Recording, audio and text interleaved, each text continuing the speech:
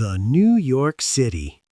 This video explores the early world of New York through original paintings, engravings, and illustrations created by artists who stood in these very places centuries ago.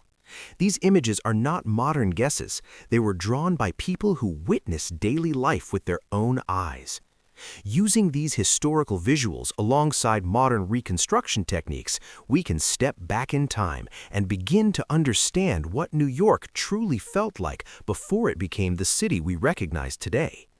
Let us begin our journey in Manhattan in the year 1746. As we cross the East River into Manhattan, the atmosphere immediately feels different. One of the most important entry points to the city appears before us, the ferry landing at the foot of Wall Street.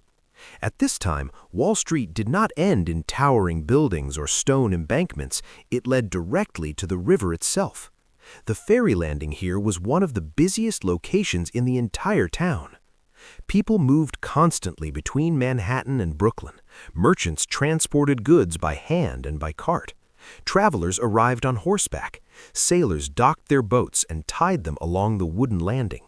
The river was full of motion, noise, and activity. Passengers waited beneath a simple pavilion for the next ferry to arrive. Behind them stood buildings that still reflected the old Dutch architectural style left behind from the days of New Amsterdam. These structures were practical, modest, and built close together, forming the foundation of a growing colonial town. Now the scene shifts to Brooklyn in the winter of 1760. Brooklyn at this time was not a city, and it was not even close to one. It was rural, quiet, and spread out across open land. Families lived in small wooden homes surrounded by barns, fences, and fields. Narrow dirt roads connected one settlement to another. When winter arrived, life slowed even further.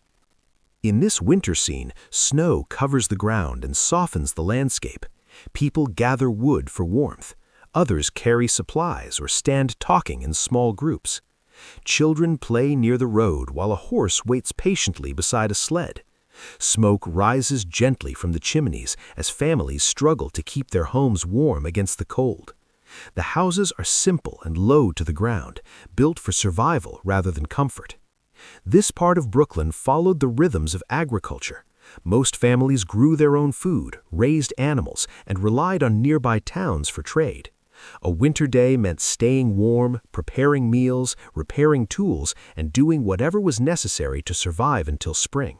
There was little urgency and almost no sense of urban life.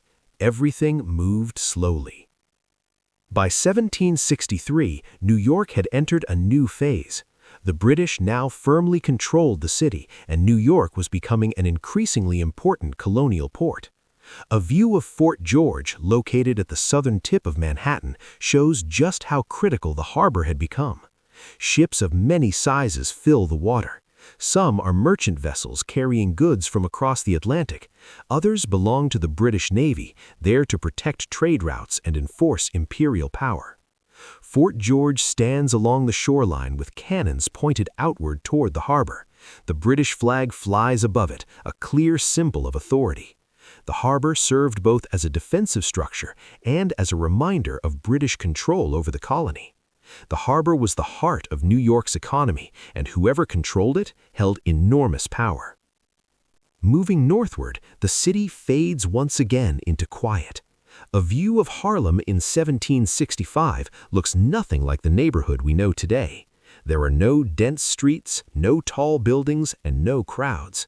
Instead, the land is open and peaceful. Small houses sit far apart from one another, separated by fields, trees, and gently rolling hills. A few boats rest on the water nearby, likely used for fishing or short travel. Behind the houses, forests stretched deep into the landscape, thick and largely untouched. Life here was calm and steady. Families worked the land, raised animals, and lived far from the busy port at the southern end of the island. Even by the mid-18th century, development had not yet reached this far north. Manhattan was still, in many ways, a rural place. A decade later, everything begins to change. By 1775, the harbor of New York had become crowded, loud, and intense. Ships were being built, repaired, and loaded every day. Workers filled the docks from morning until night. British soldiers stood beside sailors and merchants as supplies moved constantly between warehouses and ships. This was the beginning of the American Revolution, and tension filled the air. New York's location made it one of the most valuable cities in the colonies. Whoever controlled the harbor controlled trade, transportation, and military movement. The images from this year show many types of vessels.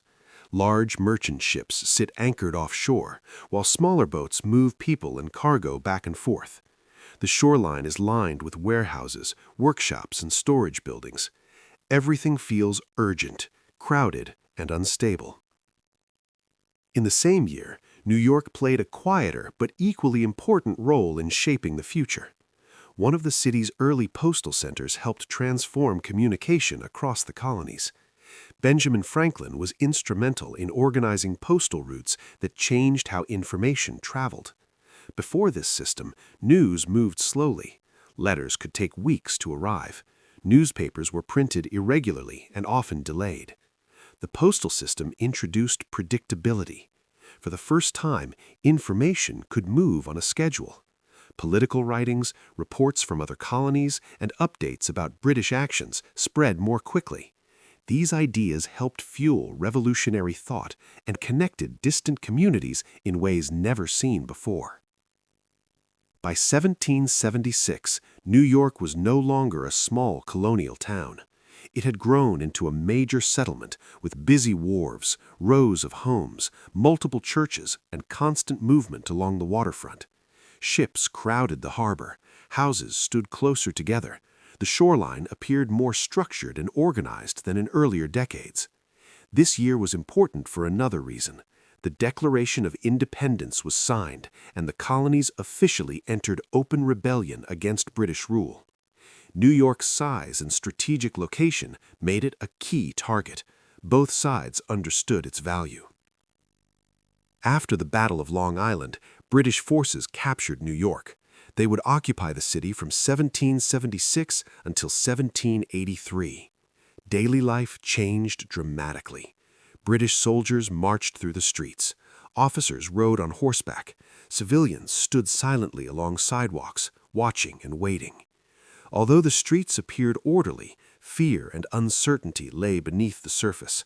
Fires destroyed parts of the city. Supplies became scarce. Many residents were forced to hide their opinions or choose sides carefully. New York became a center of military operations, filled with soldiers, prisoners, spies, and political tension. For 7 years, the city lived under foreign rule. When the war finally ended and the British departed, New York had been transformed both physically and emotionally. But the end of occupation also marked a beginning. The city was ready for a new role.